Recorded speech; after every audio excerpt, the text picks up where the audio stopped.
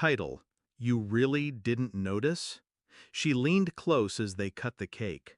The clinking glasses, the cheers, the fake smiles. And beneath it all, her whisper, calm, cold. We have to leave. Now. I turned to her, confused. She didn't blink, didn't smile, didn't explain. Why? I asked. She just said, I'll explain in the car. We drove in silence, out of the vineyard, past the fairy lights, down the winding road that led back to a life I thought was real. I gripped the wheel. She stared out the window. Then, finally, you really didn't notice? Her voice sliced through the quiet like a scalpel. What are you talking about? I asked. She looked at me, long, sad, steady. The real purpose of that wedding, she said, was revenge. Let me back up. My brother, Caleb, was the golden one. The smile everyone noticed. The handshake everyone trusted. He was the successful one, the charmer, the born leader. Me? I was the shadow he cast. We grew up close, sure, shared bunk beds, birthday cakes, bruises from football in the backyard. But something shifted after Dad died. Caleb inherited the business. I inherited debt. He said I wasn't ready. I believed him. I always did. Until Elise.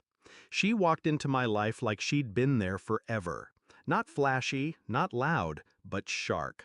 She listened more than she spoke, saw more than she said, and she hated Caleb. Immediately. I thought it was just personality clash, opposites.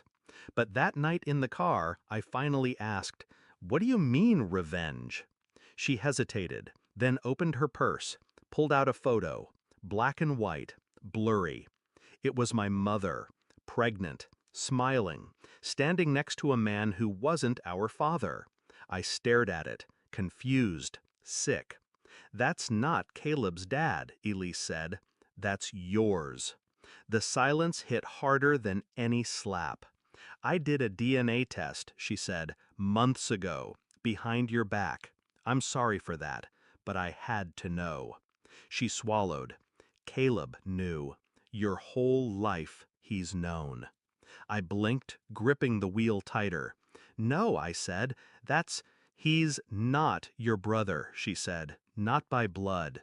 But he made sure you never rose, never questioned, because if you started digging—" I exhaled, slow, burning.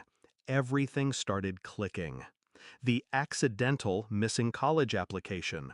The investor who ghosted me but partnered with Caleb. The job offer that vanished after I told him. I thought I was unlucky. Turns out I was targeted. "But why the wedding?" I asked. She turned away, ashamed. "Because the bride, Mara, wasn't just some woman." I waited. "She was your ex. The one from college. The one Caleb accidentally ran into at that reunion." I froze. "She didn't fall in love with him," Elise said. "She was recruited." "Elise? She was my best friend," she snapped, "before she met him. And now she's marrying the man who ruined your life." "So the whole wedding?" "Was a message," she said, "to you, a victory lap." That's when it changed. That's when I changed. I didn't cry, didn't yell, didn't punch the steering wheel like a movie scene. I just nodded once and started planning. Step one was the company. The business Caleb inherited wasn't just a legacy, it was a mask. I quietly reconnected with Dad's old accountant, discovered irregularities, funds funneled, loans unpaid, tax gaps, all legal violations. I bought stock anonymously, just enough to trigger audits, then tipped off a journalist, then filed an anonymous SEC report. Step two was Mara. I reached out, quietly, carefully, met her for coffee. She showed up alone. She didn't smile when she saw me. She cried. Turns out Caleb was just as controlling with her as he was manipulative with me. He kept saying, "He saved me from you," she said, "that you were dangerous." I didn't ask for more, just handed her a USB. Inside, every documented lie, every financial crime, every betrayal. She didn't say anything, just nodded. The wedding went on, photos were posted, vows exchanged. But beneath the music, things had already begun to crack. The media broke the fraud story 2 days after the honeymoon. IRS came next, then the investors, then his board.